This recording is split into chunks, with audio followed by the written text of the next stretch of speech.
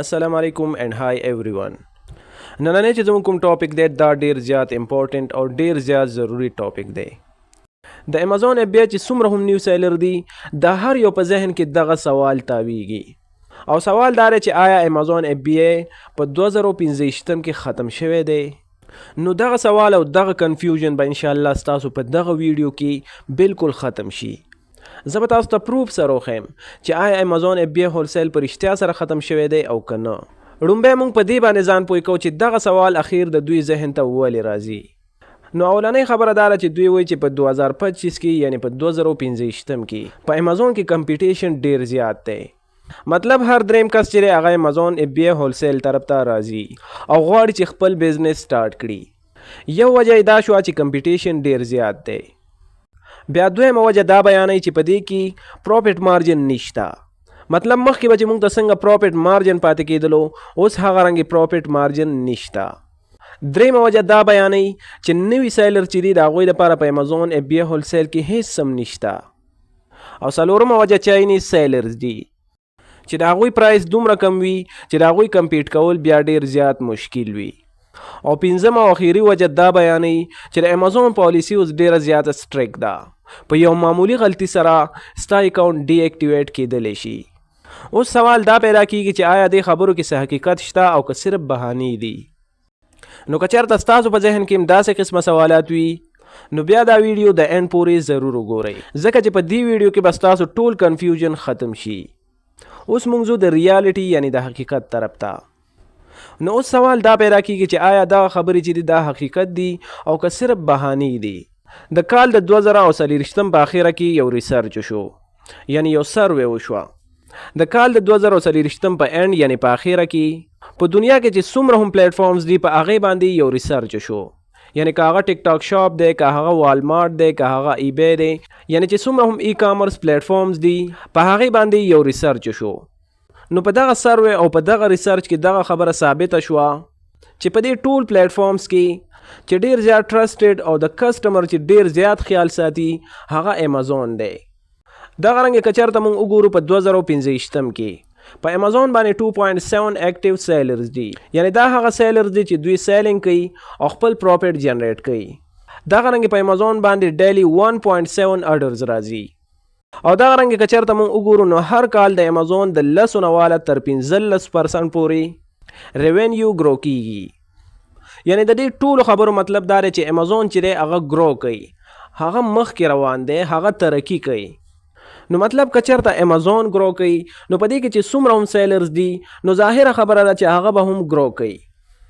اوس دغه سوال پیدا کیږي چې په دې کې کوم سیلرز دي او هغه ګرو کوي هغوی مخکې روان دي هغوی ترقي کوي نو د دوی سټریټجي او د دوی طریقه کار څه دی اخیر زموږ داسې کنسپټ ولې جوړ شوی دی چې یاره په امازون اپ بیا هولسیل چې دی هغه ختم دی او په دې کې ګروت کول چې دی هغه مشکل دی نو بیا دغه سیلر چې دی دوی څنګه ګرو کیږي او دوی څنګه ترقي کوي اخیر د دې راز څه دی نو د دې سمپل جواب دی چې یونیک آیډیا او سمارټ ورک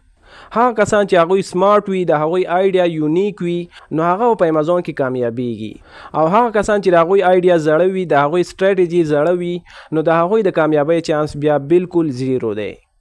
داسې کسان چې په دې فیلډ کې بالکل نشي کامیابېدلی څوک چې ځان اپډیټ کوي څوک چې نوی ریسرچ کوي نو هغه په دې بزنس کې مخکې ځي او څوک چې اوس هم د 2020 په سټریټجي باندې کار کوي نو هغه په دې بزنس کې نشي کامیابېدلی زه تاسو ته وایم چې یاره په نوې سټریټجي او په مخکینۍ سټریټجي کې به څه فرق و که چېرته موږ وګورو په 2006 کې موږ به څه وکړل موږ به یو سمپل پروډکټ چې دی هغه به موږ هنډ کړو دغه پروډکټ به بیا موږ د علي بابا نه په کم پرایس باندې واخیستلو بیا به هم دغه سیم پروډکټ په امازون باندې لیست کړو او په دې باندې به بیا موږ څه ناسم مارکیټینګ وکړو او په دې طریقې سره به موږ پروفیټ جنریټ کو بالکل ایزی میتھډ به خو په 2015 کې بیا داسې نه ده په 2015 کې به ته د هر یو پروډکټ چې دی برانډینګ کې پیکیجینګ او کسټمر ایکسپیرینس چې دی دا هم ضروری دی او دغه رنګې د یو پروډکټ په ریسرچ باندې ډیپ ډیټا انالیسس پکار دی او دغه رنګې ریویو او ریټینګ مینجمنټ مسټ دی او دغه رنګې بغیر د ټول نه ستا لیسټینګ اپټیمایزیشن بیکاره دی نو مطلب د خبرې دا دی څوک چې د 2006 طریقې استعمالوي نو هغه په دې بزنس کې فیل دی او څوک چې نوي ټولز او نوي طریقې استعمالوي نو هغه په دې بزنس کې کامیاب دی.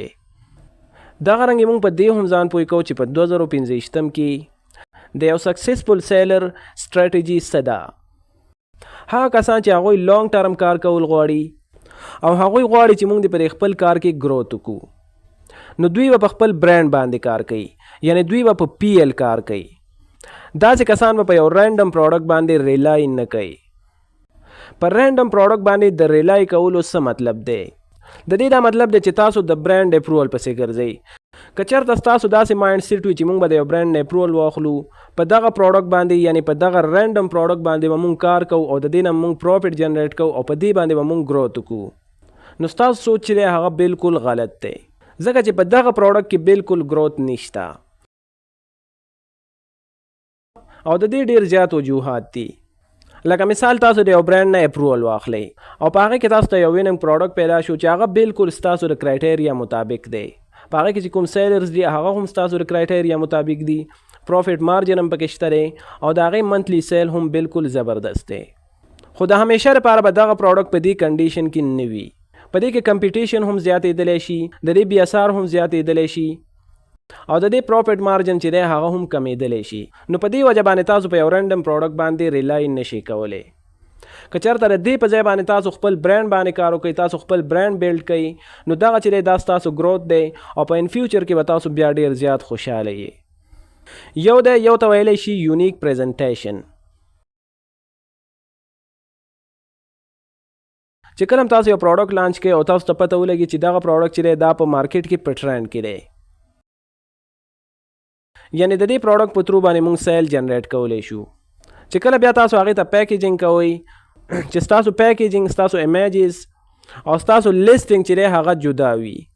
مطلب که چېرته ستاسو پروډکټ سیم وي خو چې د هغې پیکیجنګ، امیجز او لیسټنګ وغیره چې دی هغه جدا وي. دغه رنګ یو سکسسفل سیلر چې دی هغه به ډیپ ریسرچ کوي چې د هغې لپاره مختلف AI ټولز دي لکه هیلیم 10، جنگل سکاوټ، ډیټا ډایف او دغه رنګې نور. دغه رنګې آف امازون ټریفک. دغه رنګ یو سکسسفل سیلر به آف امازون ټریفک راولي. اوس آف امازون ټریفک څه ته وایي؟ آف امازون ټریفک دې ته وایي چې ته د یو بل پلیټ فارم نه یعنی یوټیوب، ټیک ټاک، فیسبوک وغیره نه ټریفک راولي. د دې لپاره څه انفلوئنسرز دي چې د هغې په ترو باندې هم ته خپل برانډ پروموټ کولی شي. دغه رنګ ډیر کسان دي چې هغوی یوټیوب چینل جوړې کړي دي د خپل برانډ د پروموټ کولو لپاره.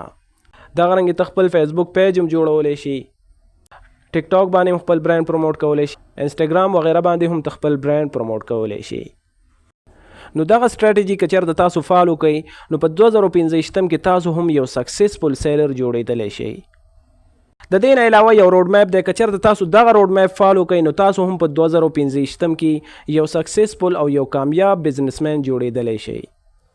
چې کله تاسو خپل برانډ لانچ کوئ نو تاسو د یو داسې نیش طرف ته لاړ شئ چې په هغې کې کمپټیشن کم وي.